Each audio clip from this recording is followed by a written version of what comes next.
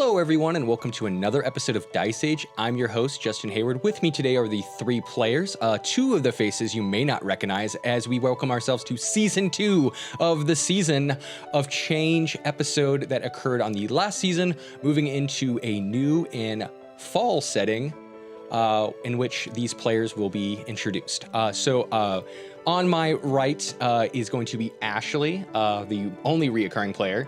Yeah. And then obviously we have our two new characters. So Clara, would you like to introduce yourself? As a person? Yes, as a person, okay, please. just making sure. Hi, I'm Clara. I've been playing D&D basically since college sophomore year, thanks to this guy right here. Wasn't my first game, but my second game, so, don't tell.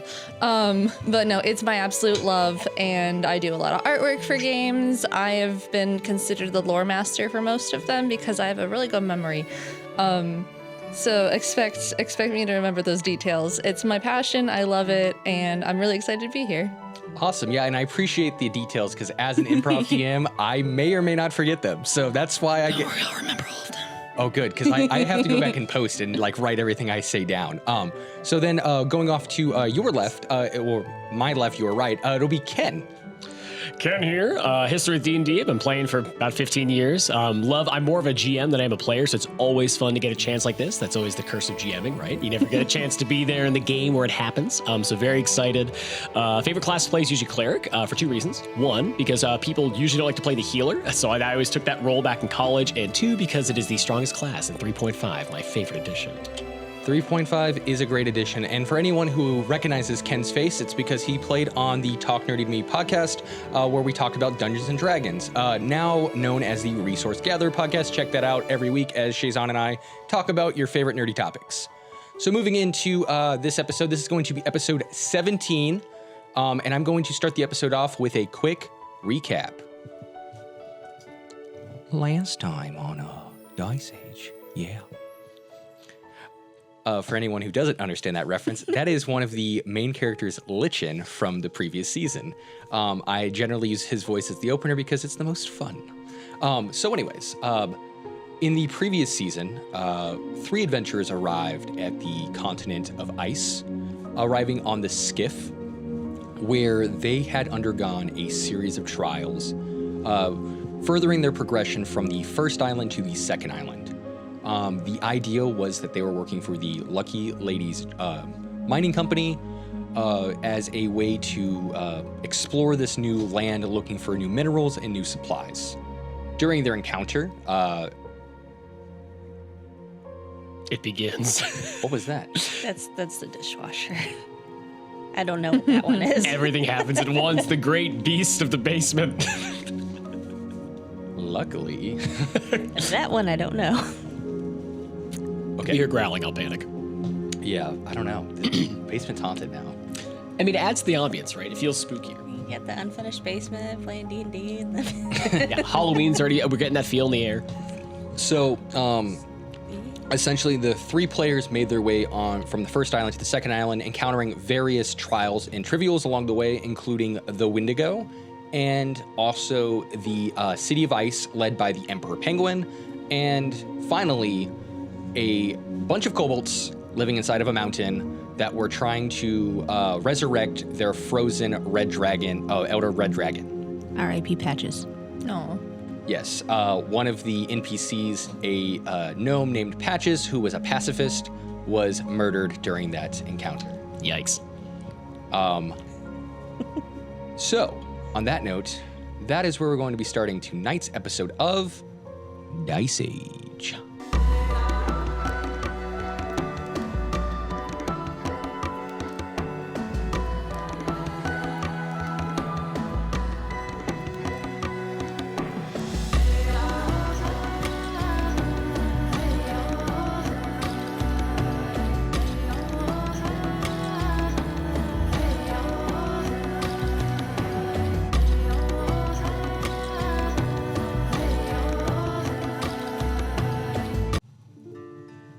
Traveling from the Marshall Plain, two adventurers are on a boat, sailing from their hometowns to this new encompassed land.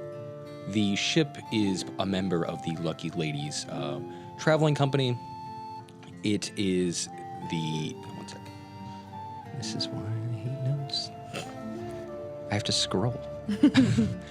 So you guys are going to be a part of the Lucky Ladies crew, traveling from the Marshall Plains to the City of Ice. The captain of this ship is Captain Shelley, and her first mate is a female Triton named Finley.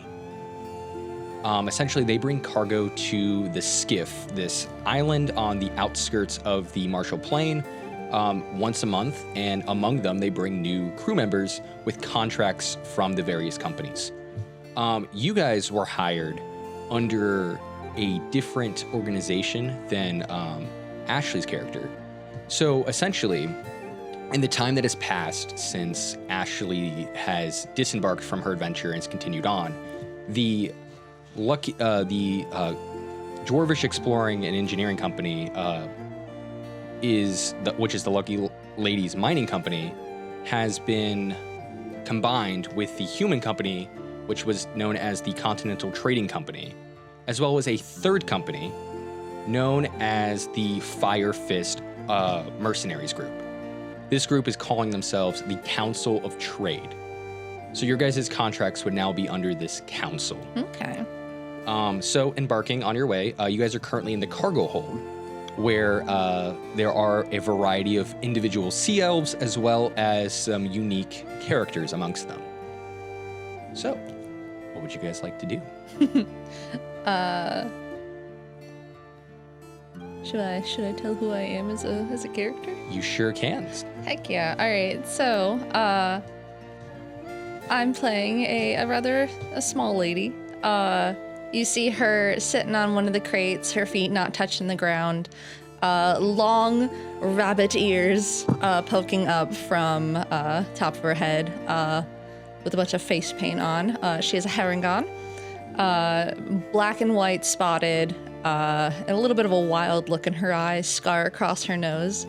And her name is Lilliemore. She's got her shield and her funny little axe, which I brought with me today. It's not to scale, it's bigger than this. It's not to scale, but this one is easier to bring into a car. And she's sitting around a little impatient, very excited for this new adventure. She's always loved winter time specifically, so this is just the best. She's ready to go. Has frequently asked if they need help moving anything because she's just got too much energy inside her body. So she's going around being like, "Oh, you got anything to move? Want me to move anything? I can lift it. I promise. I'm really good. Don't be fooled by my size. I'm ready to go. Let's go." And she's just all over the place. Too much energy. So as you are speaking to one of the Sea Elf crew members who's sort of maneuvering through the ship, collecting supplies in the cargo hold, she goes, "Thank you, but I'm afraid we don't need any of your help. I'm sorry, but if you were to get damaged like any of our other goods, I would be held accountable. And I am afraid that Captain Shelley is not someone I am looking to mess with." Oh, it's fine. If I get hurt, it's not a big deal. You'll be fine here. I'm meant to be hurt. As she sort of like starts sweeping the floors and like walking away from you. So moving from where you are, so you're in the center of the cargo hold. In the center, there's going to be a fire pit, and there's some cargo netting that you would be sleeping on. So adjacent to you would be Ken's character. Ken, can you please describe yourself and what is your name? Of course, Thun Y Hackjaw. He goes by just Hackjaw. He is a half-orc, so the story he has so far is kind of a mysterious one. So Hackjaw woke up about a month or two earlier, here with our proprietors, finding him, pulling him up on his feet, dusting off like his shirt and armor, saying, "You may not know who you are or what happened to you, but we can give you purpose." Hence why he's on the ship now. He woke up in a glassed crater, and the only thing holding in his hand was an old piece of oak. And that's why he said, "Well, that's a sign of Peyrune, isn't it? He must be my deity." So to this day, he is, well, I should say the last month, putting himself to working with Peyrune. And so far, none of his magic's been cut off as a cleric, so he assumes that has to be his god. or so he may think. So right now he has like this kind of copperish tone to his skin. He has two protruding like fangs. One is half cut. Again, hence the name Hackjaw. Looks like something in his past had injured him more than he thought. A wound goes down from here to his neck, pretty gnarly. He doesn't know if he's the one who healed it or the others. That's again part of the mystery. He's about 38, so still at this point, young enough, but he's getting there to be one of the good old venerable mentors if he were to stay with one of the actual larger clans here. And more so, he's pretty big, quite opposite of you. He's about like 6'5", so big dude, pretty bulky, almost 300 pounds. Definitely likes to throw the weight around, has a lot of strength behind his words, and only speaks when he needs to with purpose. So That's quite why the we opposite get along of me. so well. We're both real buff. But yeah, big dude, doesn't quite remember where he is, but again, he's got his like totem. He's got to be following Peyroon. He is going to turn his adamantine armor kind of like, grating against the belt as he looks over at you. You've got to understand, they don't care about who you are. We're property here, and if we're property, we don't matter to them. And if they keep saying things like this, it's going to make me want to leave the damn boat. But where the hell are we going to go? We're in the middle of the ocean. So calm down before you hop off and get yourself killed. I'm about to explode from all in this excitement inside me. I want to go. We are. Are we there yet? As goods in a boat. Are we there yet? So, Are we there yet? so as this conversation continues, for another 3 weeks, That's what I'm talking about. Are we there yet? I'm bored. So 3 weeks of asking, are we there yet? The Ice Cube movie plays in the background. Everyone loves me.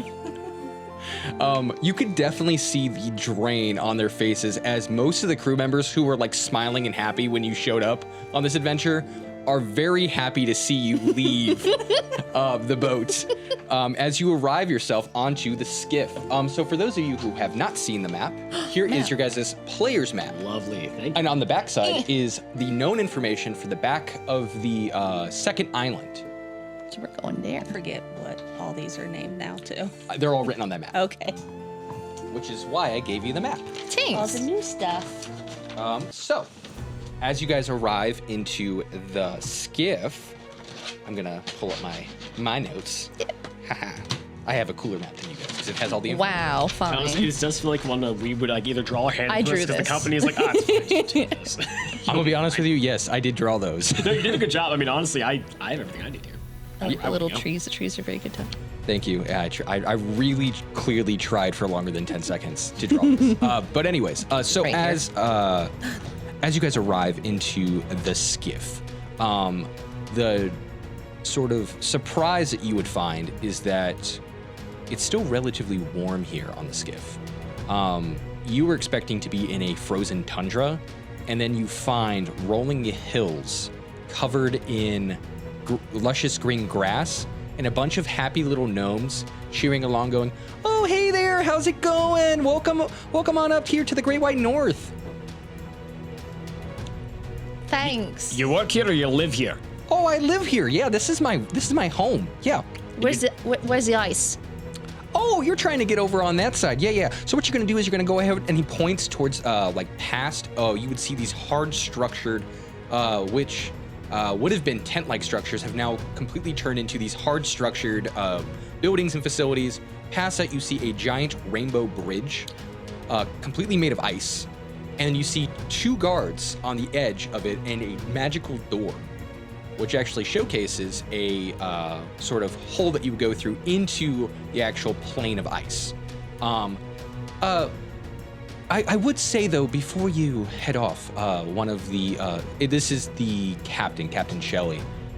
I believe the Council of Trade would have a conversation with you about your new arrivals. As one of her, like her first mates basically like, "Let him go, hurry, let him go, I don't care where they go." And this was the conversation we could have on the boat? 3 weeks is a long time to talk to people. But this is the leadership who hired you, so you may want to meet with them about what type of jobs you'll be doing here on the new plane, what to expect. Okay. And they're just over there then, not beyond the bridge. Yes, they are here on this side, known as the skiff. Where? And she points towards this large dome-like structure that you'll be heading towards. As you guys are heading towards that, we flash to the edge of the first island, where we see a small, sort of Druish woman screaming as she's going shit, as literally a one of her allies is currently bleeding out below her as she's trying to stabilize them on this train rushing back from the edge of the civilization from the first island all the way back towards base camp.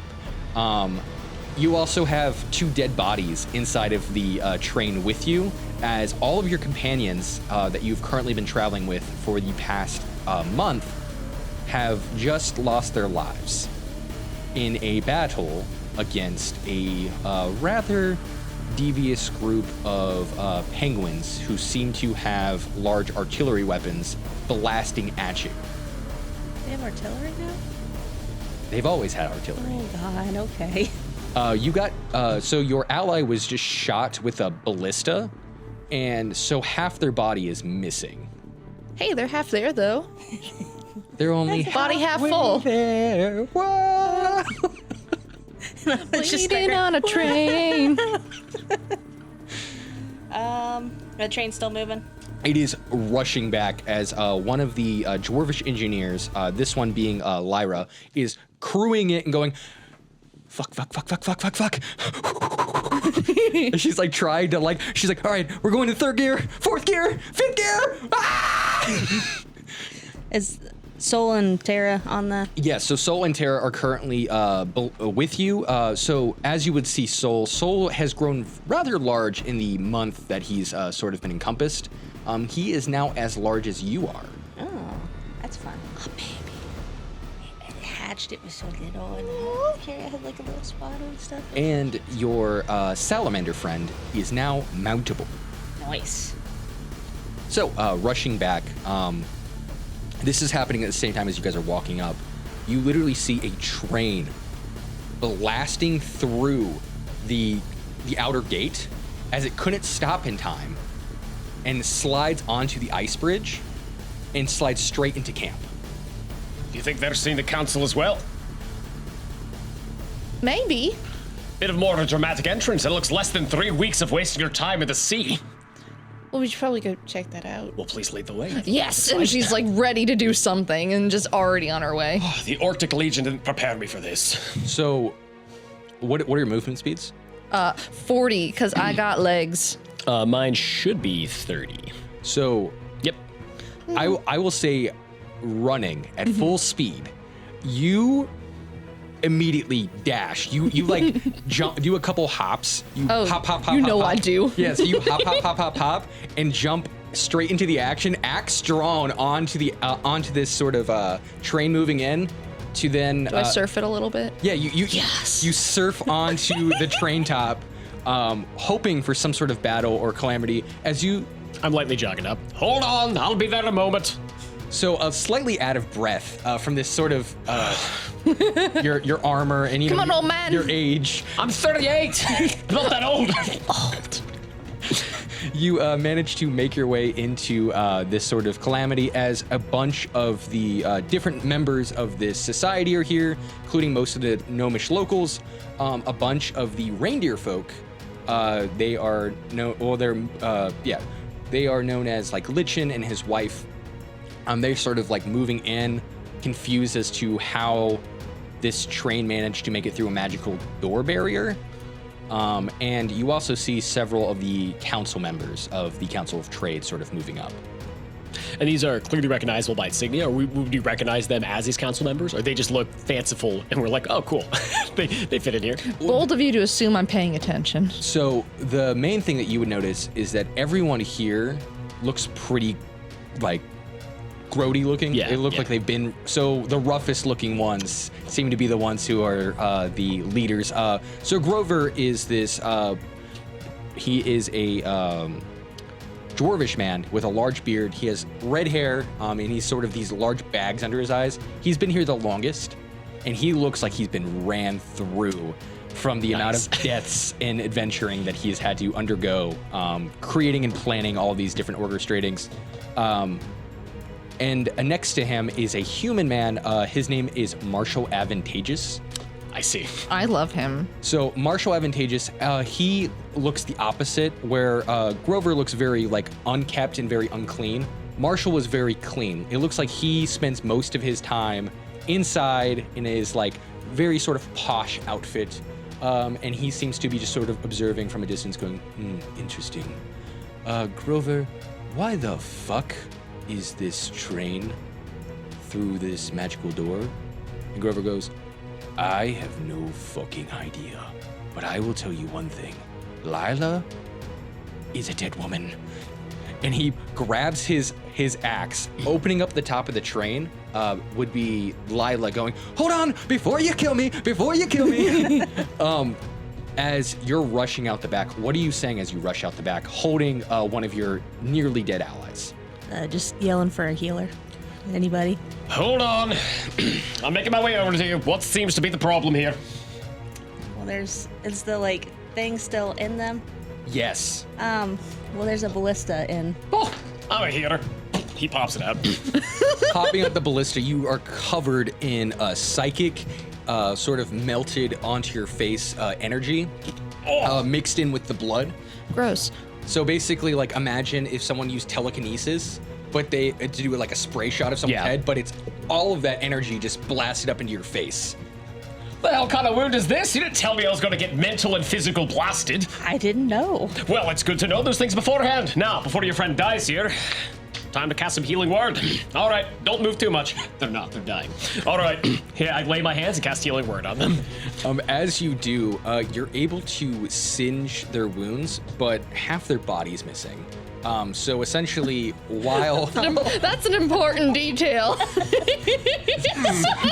Didn't really look that far ahead, did I? Well, looks like, yeah, you said it before. Which side is it? Is he all right, or is this all that's left? So he's... Is it vivisected? Yeah, so... Oh, good. So you're right, half the men there used to be. So his upper echelon is still intact, while his lower extremities have been removed. To be fair, anybody who can do any kind of, I have lesser restoration, I can't deal with this level. You have to have better clerics. I stopped them from dying, but can you bring them back? You, fancy man, fix this. He goes, anyways, it seems we'll need some more recruits, Grover. And Grover goes, fuck indeed. I'm more worried about the expenses of this new train we just built, and hopefully it hasn't destroyed my magic door. But I assure you, we will find the time. As you see the two other dwarves, it's Dirk and Farce. So they are the three of them are the dwarvish engineers. Dirk and Farce sort of run up and they go, crap! It looks like she destroyed our train again. As you notice that for you, it would be Dirk has spoken for the first time. He has never once spoken, and he seems pissed. Oh no. I didn't know you spoke. I only speak in the times that it matters, and right now, I am madly pissed. Well, I'm sorry. As he goes into like basically a back room, and he gets inside of like a giant mech, and he just sort of starts pushing the train back through the door. As I'm on the train, Should we talk about what happened here? Aren't the people still on board? We didn't get everyone off, did we? Yeah, we did. Oh, well, how about this? Are they recently deceased, or are there anything else we should worry about? Just recently deceased. Those have a bad tendency of coming back. We should actually probably shove them through the portal. Keep going. As he pushes... I'll hop off the train as I notice it is moving somewhere else. Yeah, so as it starts to push, you see these just giant fingers clamping onto the top, and you see a face and he goes... He like looks at you and goes, And he sort of points like, time to go, but he doesn't say anything. All right, and hops on down. So pushing the train back through the portal door, you notice that it looks like there's some cracks within the actual magic itself as Grover sort of walks over and he starts to look at the magical rune stones on the door, and he starts basically like fixing portions of the magic itself, and he's gonna be like, this is gonna take me at least half a day. I'll talk with the new recruits and supplies once I'm done. If you need, I do know mend. I can help. I'm a lending hand, literally. So, if you want someone who's a strapping old orc, I can do what I can. You just said you weren't old. I'm trying to impress the man. He looks vaguely between the ages of alive and dead, so we might be closer age than we think. He is a rather elder dwarvish man. Ah, closer to dead. Well, old man, do you need help? Does your mend have any magical ability to it? Well, it's magic at its basis, but I can't fix magic. I can fix your portal thing, but then you can fix the runes. So if we work together, theoretically, yes. Okay, do an Arcana roll for me. All right. The first roll of the season. Let's do it as something I'm very good at.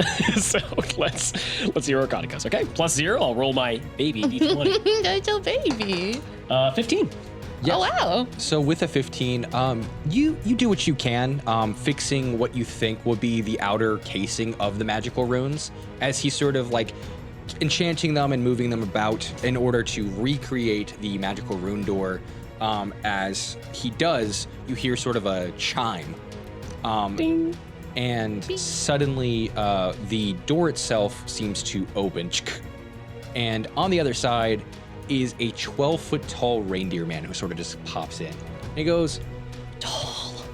Oh, hey Grover, how's it going? So I just wanted to let you know a couple things. First off, why was there a train in my village? I'm all for a rowdy party, but for you guys weren't really given a lot of information essentially about this, but the world itself is created through the camp is divided into two sections. The caribou camp with these like reindeer type people, and the dwarvish camp, which would be the side that you guys are on. Lichen is the leader of the caribou people. And he sort of walks through and goes, oh, look, new faces. It's been a while. How's it going? I'd say it's going great, but that train you talked about just came screaming here out of the 9 hells. So I assume your people are dead. If you need healing, I am an expert healer. So luckily for us, I'm a pretty good hockey player. And so I sort of just... What is hockey? Oh, you're going to learn. It's okay. You're going to have lots of fun. Now, hold on, am I the right body Is it build for this? athletic? Oh, absolutely. I'm in. It's one of those fun games where essentially what you do is you get real nice, you smile at everyone, and then you bash into them as hard as you can through an aggressively fun game over beers. What makes us I've different? never been more excited in my life. Well, before that, what makes us different than normal bar fighting? We use sticks and we use a puck to maneuver across the ice. So that sounds like using chairs and improvised materials. It just sounds like a bar fight to me, but on the ice. Won't you slip? Oh, we don't slip because we're really good at this. Fair Yeah, enough. they're really good at this. Well, hold on a second. It'll hurt your feet. How do you go around on the ice just running in boots? I don't know. I don't have boots. And he actually points at his feet. And That's you fair. And you see that he has... Yeah, all right. You got me there. But, okay, how about this? I don't have those. How do I play if I don't have those? You try not to slip. I'll give you a pair of ice skates. We actually have them on our side. Ice skates. Yeah, skating across the ice. I'm learning things left and right. All right. If they're in my size, I'll give it a shot. Anyways, so he looks over at Grover and he goes, "Any Hoosers, I think we should have a council meeting, because I don't really appreciate the fact that a train ran through my town." And Grover goes, I think it is about time we have ourselves a meeting, especially with these new folk. Everyone follow me. As he sort of leads his way into the central area where they essentially have... so inside of the Dwarvish camp, this is, even though it is considered a multitude of different types of platforms, this is essentially the Dwarvish camp just expanded. So the council derives inside of this large dome-like structure that opens up so they can actually see like the night sky and stuff like that. Aw, how nice. Or, get some air in because it gets real stuffy in there during the day. As we're entering, he will turn to you, Arthune will, and say, what was her name again? I didn't get it. Oh, I'm Luna. And then this is Sol and Tara. Well, after what happened there, it seems a little traumatic. If you need someone to speak to, my colleague here is not trained in any kind of psychiatry, but she's good to talk to. So if you need help working through it, she'll talk to you enough. Appreciate that. I'm be 100% honest. This is pretty normal at this point. So That's... just so you know what you're getting into. For somebody who doesn't remember their past, this worries me. So, this is what's going to happen when we go through that portal. Not right away, but if we go out... When? I don't know. We'll have to see what happens after the... Okay. I'm Lilliemore. Luna. Nice to meet you. Nice to meet you. Thune Hackjaw. Nice to meet you. And then, yeah. Soul's just gonna ride on Tara because she's too big probably to sit on me now. Yeah, so as Soul sort of perches down on Tara, Tara sort of looks up. This sort of this scaly lizard puppy. My lizard puppy. He sort of looks up and goes, as Tara goes, squawk, and sort of like nuzzles against him with her beak. These don't bite, do they? Not unless you give him a reason to. Oh, good. Well, at least know the flora and fauna is only fun until you make it angry. Well, good to meet you. What did you say your name was? Scaly and Lizard? Soul is the rock, and then Tara is the... What is that? Is it like a Drake Mount? It's a Drake Mount. Drake Mount. Oh, well, good to meet you both. He, does a little bow. Both of you guys do a animal handling check to see Okay. what a rock is. All right. Okay, I actually have bonuses in this. 12. 16. Yeah, so with a 16, you have had experience with a rock. For our audience at home, a rock is a very massive, almost like an eagle, but if it was the size of like a small island, that would fly around in ancient lore. They've basically gone extinct here within the Marshall Plains. And as far as you know, you haven't ever heard of one existing. And so the fact that she just sort of has one seems to intrigue you a bit. So just making sure I get this right. You're casually dealing with an extinct species and this is just normal, and you named it and it's your friend? Yeah, long story. That'll So- be for, another time maybe. Good. Noted that in my brain. But Yeah. last question before we go in here. I know these very nice council members are being so patient. Is this just chock full of weird things, like things forgotten to time beyond that portal? Oh yeah, 100%. Like Yes. zombie snowmen. I have questions about the physiology of snowmen, but we'll get to that too. That said, my bestiary is going to be a lot more impressive now. He pulls out a small notebook and starts writing, needs to write bestiary. Buy notebook. Write Puts it bestiary. away. All right. The Blues Clues level of That's literally what it is. It's like a huge, just chart. No, that's what mine looks like, because I don't know if I can write. I don't know either. So it makes sense to me. Yeah. Yeah, so as you guys enter into the small council room, you guys are met with 5 total faces. 2 of them, which you would know, actually 3 of them. So you would see Grover in the center. Next to him would be Marshall, and then you see sort of Lichen, sort of cowering down as their antlers are sort of pushing into the top, which is actually why they opened it up. So that way his antlers can sort of rise out of the You top. said he's like 12 feet tall? Yes. It's a big man. Oh, he's so much bigger than me. He's huge. Amongst them are 2 faces that you don't know. One of them being a very, very elderly gnome. His name is Caspian. Caspian Clover. He is the elder of the gnomes who lives here within the skiff. And lastly is a tiefling man named Jaime. How you spell that one? Which one? Jaime. H-Y, H-Y-M-E. Cool.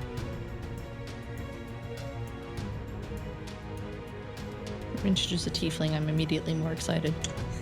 And you mentioned that Marshall, he's in here as well.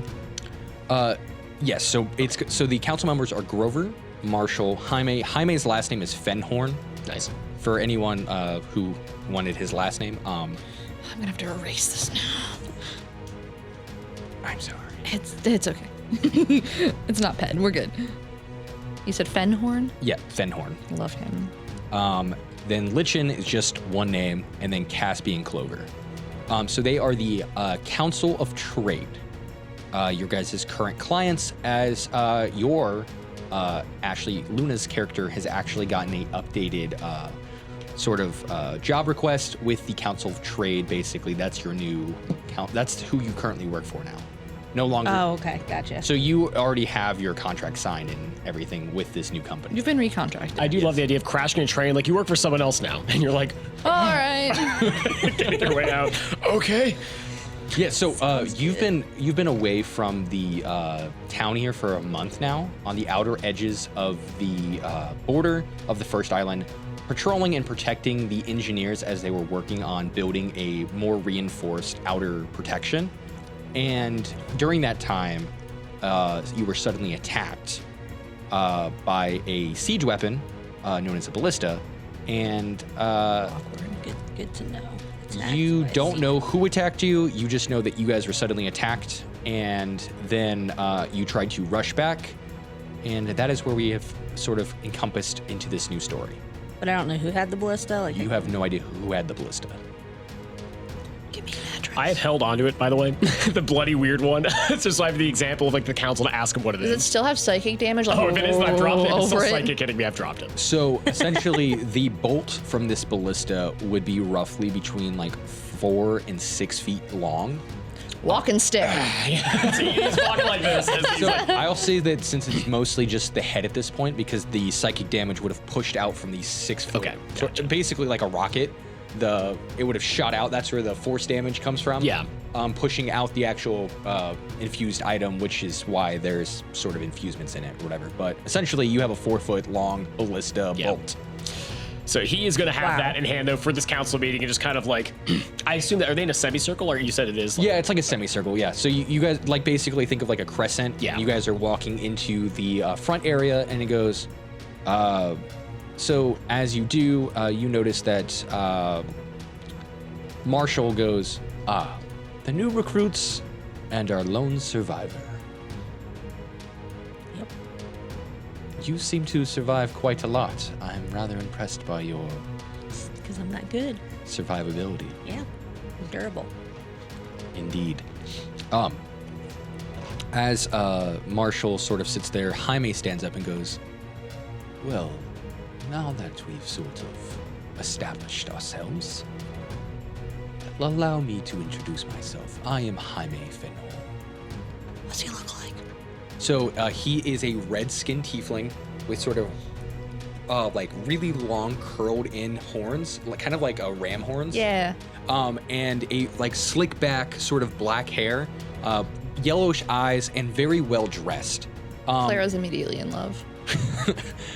As he also has an emblem on his sort of shoulder that is a flaming fist that you would know as the Fire Fist Mercenary Company.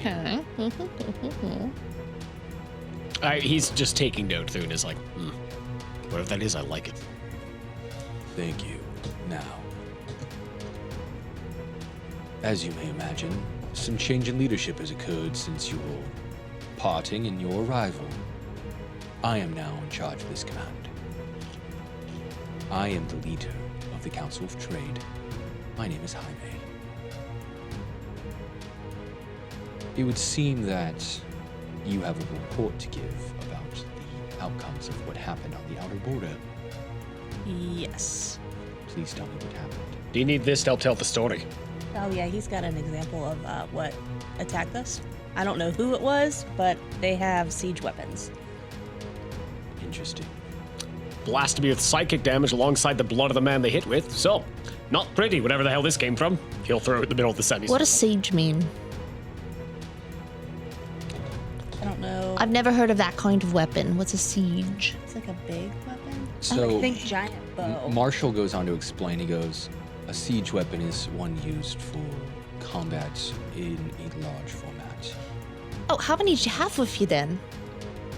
Do what? How many did you have with you? If they needed that, How many did we have weapons? So, like people. Yeah. how Large many, scale combat? that's large scale combat, yes. Yeah. Oh, yeah. So how many did you have with you? How many were on the train? How many were on the train? So you only had 5 people out there because you were just building. Well, that seems So it's excessive. probably just because of the train, that's why. Oh, it's because we were on a train. Probably. Oh, that makes more sense. So there's still more people on the outer border, a mixture of different folk who would be amongst this council. Mostly would be the mercenary groups who would be out there, but they were attacked and you guys were the ones who escaped to give information and pull back the retreats. So, we have siege weapons on the outer border. Interesting. Grovo, how much information have you heard about siege weapons and the implications of which of our potential enemy forces would have access to such a supply? Grover goes, well, shit. Based off of our intel, I have no idea who the fuck would have siege weapons. It's not like I was out there. You probably know better than I would, Luna.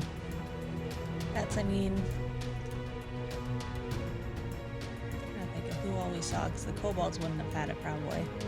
Yeah. Because they know about all those groups too, don't You they? everything that you would have played in season 1 should be no knowledge to these leaders at this point. So who do you suspect would be the person to have such potential? I think probably the Penguins would have the most potential, because the polar bear people are on our side. The Kobolds were pretty,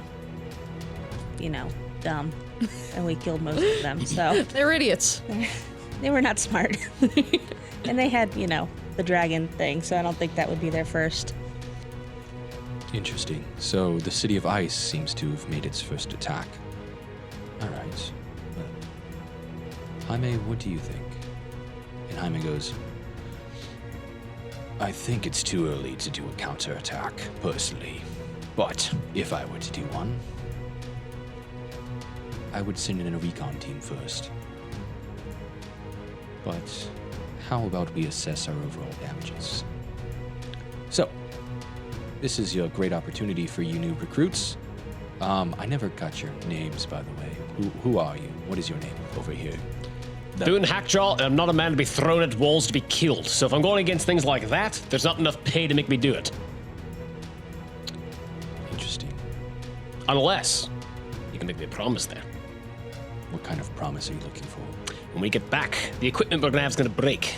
What access do we have to improving ourselves? Interesting. So, you haven't been given the grand tour yet. Very well. Supplies, anything non-magical in nature, is given to you for free. Every single item you could ever request, available to you. However, as far as payment, we do not pay you here on the island in case you die. You only receive payment after you've completed a mission and wish to leave. You'll be paid for your diligence here while you've stayed, and you'll be sent back to the Marshall Plain with all of your stuff. If you do happen to die, any rewards you would receive goes back to your next of kin. And if we don't remember our next of kin, Your ears droop a little bit. Then I guess we keep the money. I see. Final question for you then. If we can request anything, anything to cure issues up here. Had a bit of a memory lapse before I came. Give me that. Payment enough. Roll a persuasion roll. Okay. All right, with persuasion, only a 7. Oof. So, how about this? You have issues with memory, we have issues with threats. You deal with the threats outside of your mind, and we will request in a future date someone to arrive and maybe help you with the threats inside your mind. I'll warn you, scary place, but I like the offer. I'll rescind what I said. Maybe I will go assault this. I'm sorry, did you say penguins? Yeah. There's penguins, there's walrus. Well, can't you just punt the little buggers? They can't be that scary. There's I a can do it. lot. Punt a lot of them then. I've got 2 feet. It's like a lot. I feel like we're missing context. And orca people. It's a whole thing. I'm just gonna learn here, and also my compatriot, if you haven't really introduced yourself, It's a whale. What? if you want to hop in real quick. Oh, yes, I'm Lilliemore. I can play the opposite of what Thune said. I'll fight anything. Surprised you're still alive. Yeah. Well, see, especially these penguins, they're hurting people. They're taking things like this. Yeah, they're not. All right, I'm in. I'm sorry, the penguins made this. He points at the ballista in the middle of that bolt. We don't know for sure, potentially. That would be my guess, though. But we're alleging penguins can do this. There's a lot to learn here. Yeah. From, Jaime goes, from my understanding, it would seem that these penguins have access to a variety of skills outside of their own due to their inherent nature of collecting fallen troops and adding them numbers to their army. So scavengers. In a way, they call it collecting, we call it slavery. So, you've dealt with some of Danger these. Have you sirens. freed anybody who's talked about the insights into these penguin camps or penguin capital? No, we didn't free anybody, I don't think. So you never freed anybody, but you were able to. Well, the only people We you. had the one, but he went back. Yes. The gentleman liked the insight. he was the moose person. I don't think he was very smart, so he just kind of went back. Oh, I see. And that was after the whole didn't know Elder better. Dragon debacle, so I don't blame him. The dragon's here. Yeah, he's frozen. What is going on in this elemental plane? Well, I guess there's so more reason to fight. excited. There's people being enslaved. I'm more inclined to help now, so. Yeah. So, what we'll do is we will send the 3 of you and 3 other compatriots. I'm going to be sending Charlie the Small, a wizard. He seems to be very enthusiastic about working with his ally again, Luna. We also will be sending Sylvia Sea Elf, a member of the CTC. She is a roguish sort of character. And lastly, from Jaime's camp, Garfield the Red, a tiefling ranger. All right, so You said it was Simon this one? Charlie. Charlie. I don't know where I got Simon from. And He's the trip. And then Sylvia. Charlie, Sylvia, Yep. Sylvia, and Garfield. Garfield. Yep. Garfield. Okay, so the goal of your mission will be to essentially assess what is happening on the outer realm, determine what dangers are there, and what repairs need to be made, and then report back here to base camp to collect the engineers to bring out to fix that outer gate. Once we have reestablished our outer defenses and made sure that we fortified this area, we'll look at doing an additional mission of potential recon on the enemy themselves. And how are we doing this when the train is scrapped? As you may imagine, those 3, and he points at the sort of dwarves who sort of like come in. Engineers are very, very skilled, and they have essentially determined that the train is still operational. Is it fully operational? That is to be determined. Will it get you there in one piece? That they can ensure. Also to be determined. Flying by the seat of all of our pants sounds about right. So, for now, collect the necessary supplies you would need. You're going to be gone for several days. And then when you have completed your mission, you will return back here to base camp. So for players, this is an XP-based campaign. Mm-hmm. So upon completing your mission, you guys would receive 2,000 XP each. And you guys would receive an additional 2 days of R&R. Now, these R&R days are going to matter because essentially what you can do is any skills or abilities that you wish to train in that you are not currently proficient in, you can use 3 R&R days to then spend on that specific skill to then gain an additional +1 in one of those areas. I love that. That's really cool. The other thing that I will tell you guys is that a new rule will be implemented as your DM, where I'm going to be giving out DM inspiration points. So, each of you will be receiving 1 of these D20s. You will get 1 free one that you get to use every session. Now, how it works is, if you use the last one that you end up collecting, it goes to me, and then I get to use those rolls against you. Oh, okay. Now they reset after each session, so you don't get to stack them for further sessions. But through the sessions, doing things that make sense with your characters, you'll collect additional points. I also, every time you get inspiration, will give you an additional 25 XP points. So, play your characters, receive rewards, or consequences if you don't. Nice. So, you each get I'm one. not worried. Thank you. Oh! Hey, nice. Can we trade See, I'm not it to gonna my catch favorite it. color? Yeah. Yeah. Okay, Now it matches my character. I like how big these are. They're huge. that's the reason why I like using those. They're- Big, large, huge. Yes. So again, you all start off with 1, and that's just so you guys can mark them as you guys collect them. Perfect. And you can use them on any roll or skill check. So if you get a natural 1, you can trade it in. But then again, if it's the last, so if it's anyone above the 1, I don't get the point.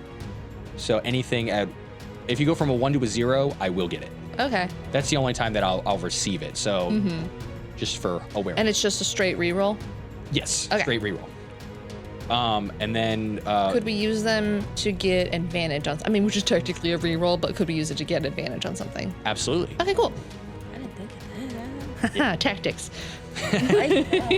So I leave it up to interpretation for how to use these things, usually because I don't want to inherit anyone's gameplay, but if you're already thinking that way, then absolutely, that's the way that I would do it.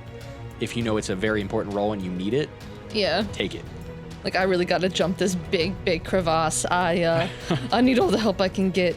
So, as you guys are exiting the sort of tent or the structure, the dome itself, where would you guys like to head?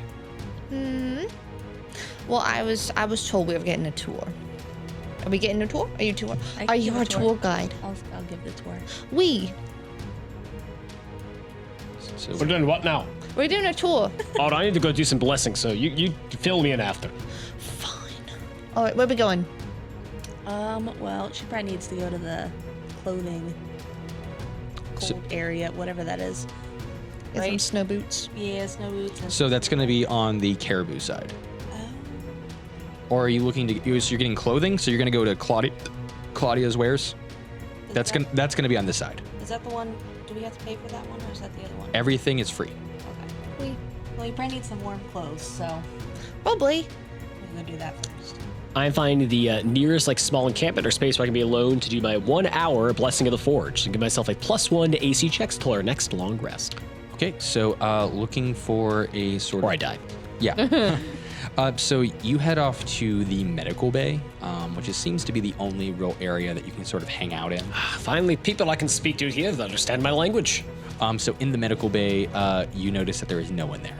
Oh, great. Now I can only speak to myself. He looks the mirror, and you're not good company.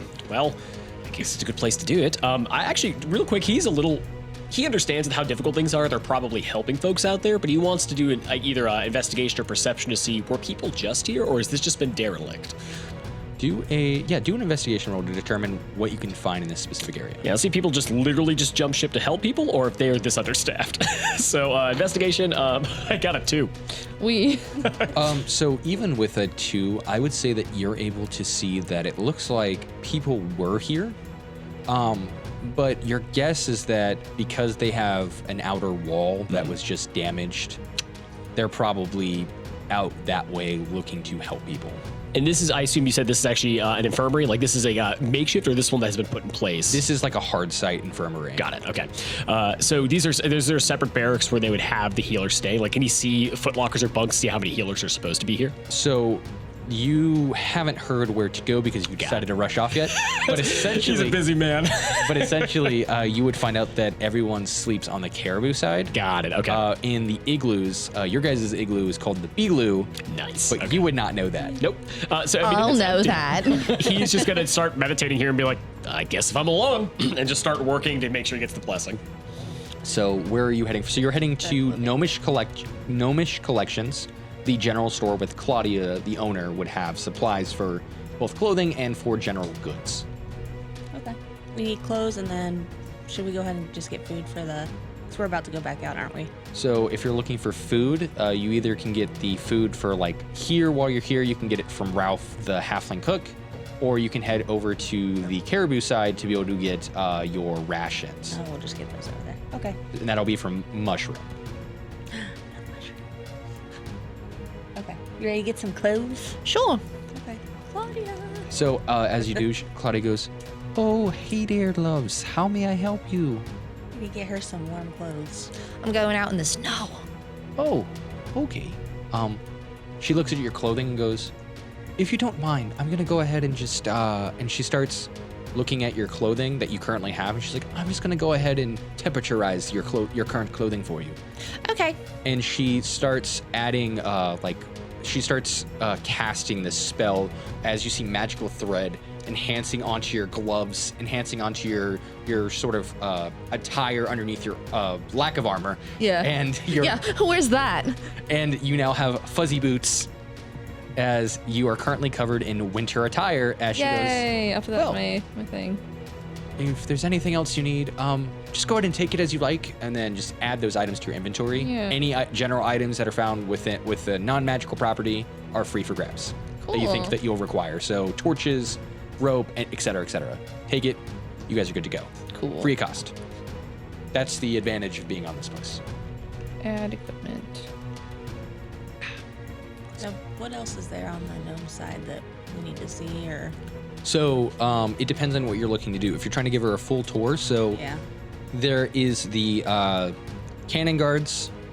They are the gnomish guards. Those are going to be the lookouts, Raven and Hawk. Then you also have the gunners, which are manned by Blast and Bomber. You have the weapon armor store, which is ran by the dwarf named Smithy. You have the engineers who stay here, which is going to be Lila, Fars, and Dirk, who are currently working on the other side. And then you have a bunch of the gnomish homes that refers to most of these relatives like Raven, Hawk, Caspian, etc. I'm gonna say we just kind of walked around everywhere and then end up like the last stop was the smithy. Yeah, so heading to the smithy. So you're going to be at the weapons and armor store. Do you need any weapons or anything? No, Okay. All right. I just know where things are. Cool. So as you guys are walking around, you guys do manage to find the medical bay where you see your compatriot is currently sitting on the floor, holding their religious sigil in hand, seeming to dedicate themselves to their daily practice. How much time have you been walking around? About an hour. Oh, good. I can bother him. Hackjaw, I'm sleeping. What do you need?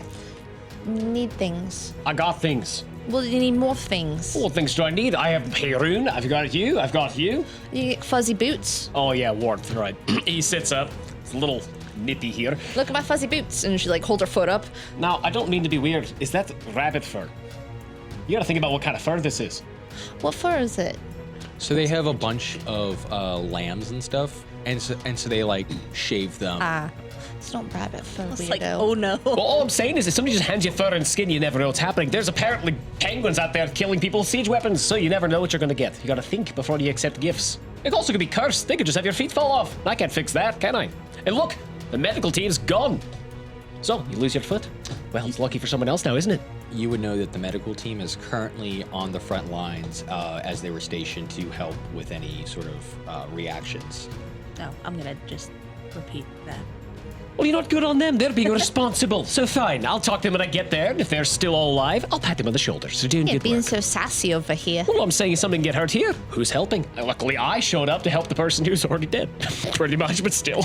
As you guys I could. are discussing, you do notice that Caspian Clover walks in. He goes, "Oh, hey there. So, as you heard during our meeting, it seems like siege weapons seem to be a problem on the other side of the fence. So, me and the boys," as he points at his two, basically his goblin gunner, his gnome gunners, who are the prime defenses. They have like arcane cannons. I was so hoping you were going to say his army of guys behind him. He just walked in here with like 20 guys. Me and my boys. That'll do it. These are my sons, Blast and Bomber. They have a device they'd like you to bring up to the front with you. And they pull out these like small, like chest-mounted, like devices that have like basically like little controller handles. He's like, yeah, what you're gonna do is you're gonna put that on your chest, and whoever is sitting there is just gonna press the two buttons at the same time, and an arcane cannon's gonna pop out of your chest, and you're gonna be able to blast off. So we have a couple of gunners up in the front. If you guys would just bring these to them whenever you guys travel up there, that'd be great. Very well. Okay. They'll take one of them. I mean, there's two of them. Yeah, they're roughly like 80 pounds each. I'll take one if you take the other. Let's see. How much can I lift? Is Tara still with I'm us? worried about Tara, pretty still with strong. you. We'll just put one of them on Tara, or we could put both of them on Tara. Yeah, once we get on whatever vehicle we're taking, we'll just rest it there. Just taking it to it. So Tara slides in next to you as they place the arcane cannons on like the holsters. Oh my god. Is there any way you could make one of these to fit on the front of Tara? Now that's an idea. That's a phenomenal idea. If we have, I mean, honestly, we have a siege weapon. So Caspian goes, I could do it, but There's a but.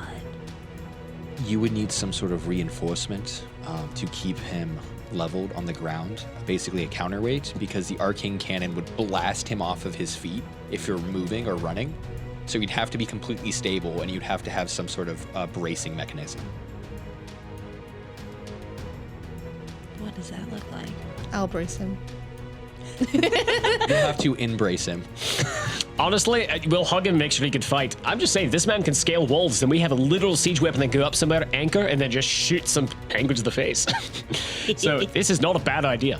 If you give me a week, we'll make one for you. So that by the time you get back from this mission.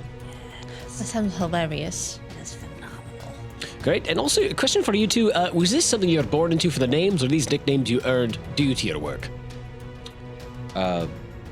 You see that Caspian goes, oh, these children of mine, they grew into their names. I see. Essentially what had happened was I kept catching them build weapons and bombs in the backyard, and eventually they got really, really good at making those weapons. And so now, that is their whole life calling. Well, you good father, you helped feed into what they love. So, makes sense, just curious. It's a very apt name. Not concerning at all. They're on our side, so I'm not too worried. Fair.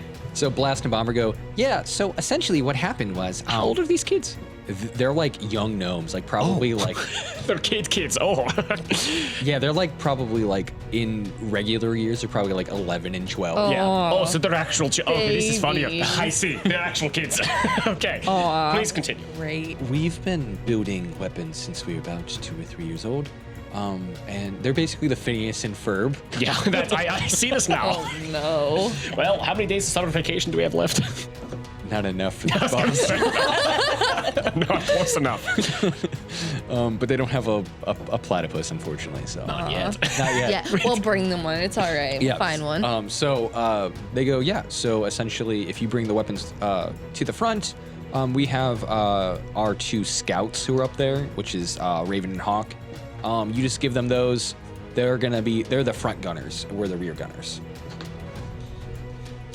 Easy enough. And a question for you all outside of the new siege things. Is this going to be, I'd ask, run of the mill, not really using the guns often, just more of a deterrent, or are we expecting a lot of resistance? These are deterrents in case of attack. We haven't expected attacks. We've been roughly on this outer border for almost 3 months now, and this is the first time we've been attacked. I wouldn't say it's a fluke, but maybe it's just a warning so they won't bother us, so no turbulence to the front. That'd be nice. But yeah, as he sort of heads off, you'll be heading towards the caribou side of the camp. So going up towards the bridge, you would see the 2 guards. You would see that it was the 2 dwarvish guards that you sort of have seen before, Ashleigh. And as they sort of look at you guys and go, welcome. And you see the door, the arcane door sort of opens up, and crossing the ice bridge, you see nothing through the door itself. But as you travel through the door, you are magically transported to the other side. I need each of you guys to do a Constitution save. I was about to ask how this felt, but we're already in. Oh man. 22. I'm not horrible at this. Let's find out. 10. I got a 24. So moving forward with these Constitution checks. Plus 6. So moving forward with these Constitution checks, as you guys progress, I will continuously ask you guys to do them. Specifically you two, because you are unsure of the weather changes. For each failure, it's 1 point of damage. Okay. Also, if you jump into ice water, it's automatic failures. Makes sense. So every 1 minute is an additional point of damage. Is that changed with like if we get resistances and stuff like that? If you get resistances, then yes, that will Okay, change. cool. That's next level. Which is, again, why, yeah. Yep. So, on the other side, you guys are faced with a Aurora Borealis of a backdrop. Vast sort of just white snow-capped sort of igloos. You also see a giant ice lake completely frozen. As you see, a couple of the caribou folk are like playing with, they're like playing hockey essentially against some of the other members of the organization, and you would know that which igloo is yours. So you guys have A-loo, B-loo, C-loo, and E-loo, and you guys will be staying in B-loo. Okay. You know, this hockey game is getting more and more interesting to me. So, if there's the folks playing over there, I might check it out once we will settle into our, what was it, igloo? Beagloo. Beagloo, all right. And these beagloos, what? Is this some sort of complex, a tent? An igloo. What's an igloo?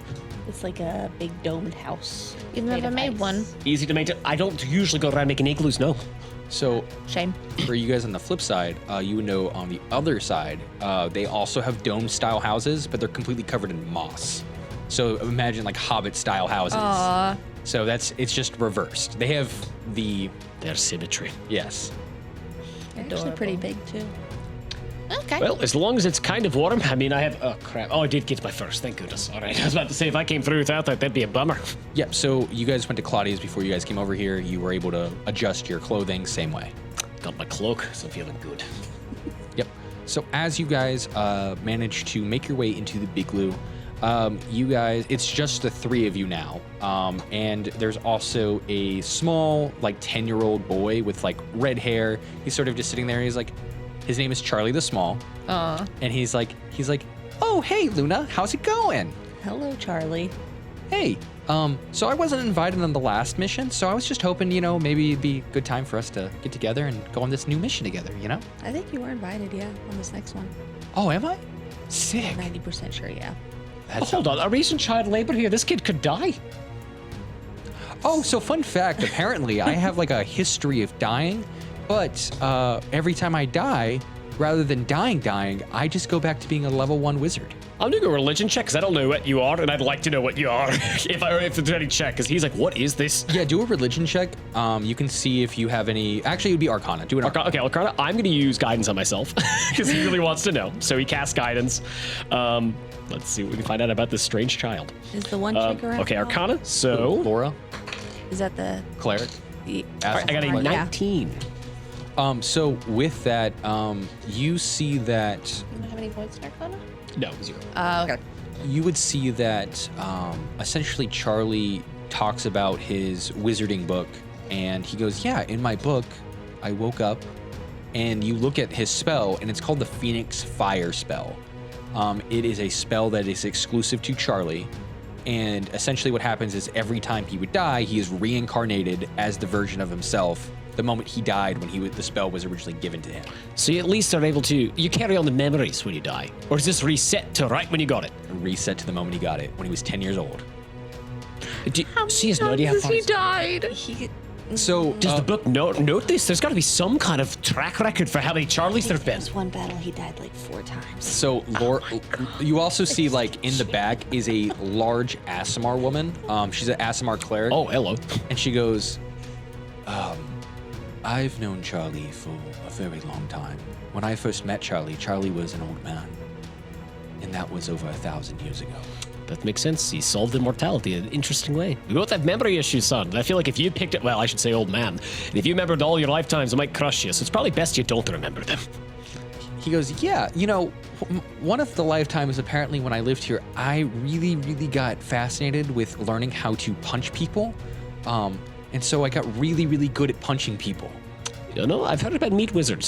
So some of my clan did the same thing. Sometimes a good fist or a good axe to the head is a little better than magic, unless you enhance it. So I think we're going to get along, Charlie. There's a lot you could maybe not teach us, but show us.